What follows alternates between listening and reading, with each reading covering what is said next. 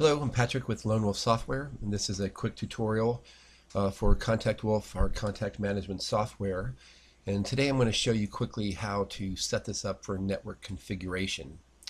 Now, ContactWolf can be set up easily so that the database is shared between different computers on a network. And you can do it from any of the computers that are connected. Some people will have a server. Today I'm going to show you how to move the database to an external drive, set that folder to be shared on the network, and then go ahead and configure it to access the database on that external drive. So this is ContactWolf right now on the screen, and it's actually accessing a database that's on the C drive, and I can show you that by, if you click on the menu option, File, Change Database Location, and you'll see here it tells you the database name and the current location of the database that's being accessed, and currently it's on the C drive. So we're just going to close this because we're not going to change it now.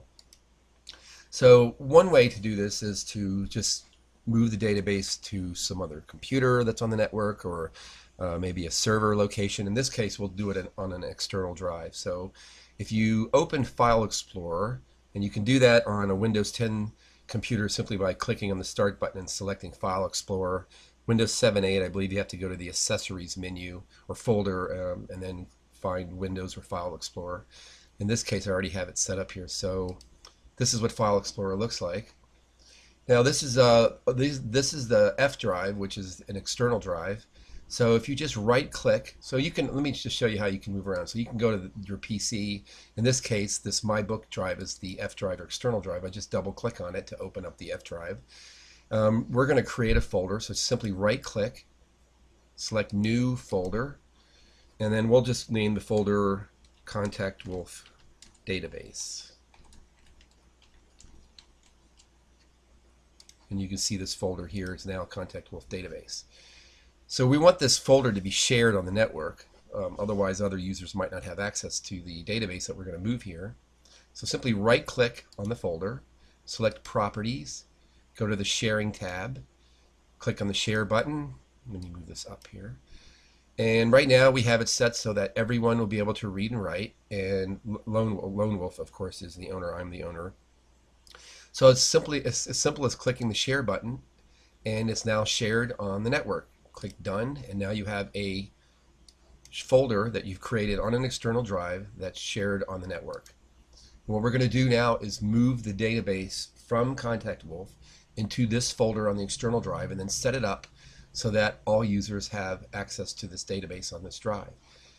So if we go back to ContactWolf right now, if we go ahead and, so whenever ContactWolf is installed on a computer, it always installs the software on that particular computer under the user login that person, the account that they're using. So whatever account you've logged into, that's your account. That's where the software is being installed to, and the database is installed under that account by default. So for example, if you install ContactWolf on 5 different computers on your network, initially you're going to have 5 different databases, each database on each individual computer being accessed from that particular account. And in the case of sharing, of course, you don't want that. You want everybody sharing the same database.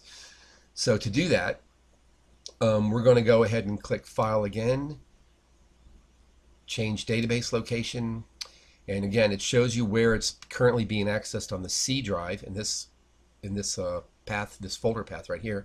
So it's asking you, would you like to change the folder location for the database? So click Yes, and this gives you an option to browse for the folder where you want the database to be copied to and then accessed in that location. So if you just scroll down, we can see the F drive where we just a few minutes ago created a new folder, the ContactWolf Database folder. So just double click on that folder to open it up. We're now looking at the external drive, the F drive. Find the folder that you created. It was called ContactWolf Database. There it is. Just select it by clicking once on it.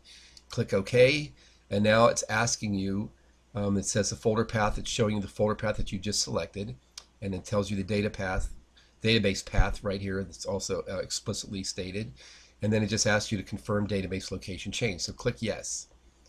Then you see a message that says the database file does not currently exist in that destination folder. Would you like to copy the database file from the current location into the destination folder location. In this case, we just created an empty folder, so we want the database from this computer to go ahead and be copied into that folder, and then it'll automatically configure the computer that we're on right now from this account. It'll configure it to access the database in that location. So go ahead and click yes, and you can see a confirmation screen. It tells you where the new database location is, and it's F, which is the external drive. Contact Wolf Database is the folder, and there is the name of the database file. And it says please close Contact Wolf and restart it. So we don't really need to do that. But now if we go back again to the file, change database location, you'll see now, again, you can see the confirmation. The current location is now in the F drive, which is the external drive, Contact Wolf Database folder that we created, and there is the file. So now this computer that I'm on right now from this account is now accessing the database on that external drive in that Contact Wolf Database folder that we created, and it copied the database from this computer into that folder when we went through this process. So now we have one computer that's accessing the database on the server, or in this case our external drive. And what you would do is just simply do the exact same process. Of course, you don't have to create the folder again, but what you would do is just go from computer to computer on your network and go through this process where you just click File, Change Database Location, that menu option. You're going to click Yes, and then go ahead and select that. We'll do it a second time here. Double click on the external drive, and then select that Contact Wolf Database folder.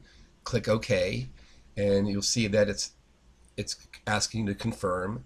Click Yes, and it tells you that the change was successful. Now, if you notice, this time when we went through the process, it did not say that or ask you about copying the database, because there's a database already there. It was copied. So when you go through this process on the other individual computers on your network, you won't see the message to copy the database because you've already done it the first time. So it'll never overwrite a database. Of course, that's a safety so that you don't just keep overwriting databases and you lose your initial data.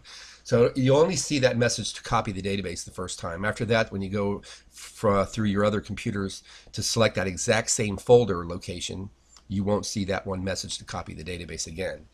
And after you go through this process on all the different computers from the different accounts that are all connected on the network, all the computers will now be accessing the exact same database in the folder location that you selected, or that you have your database there that you want to be accessed from.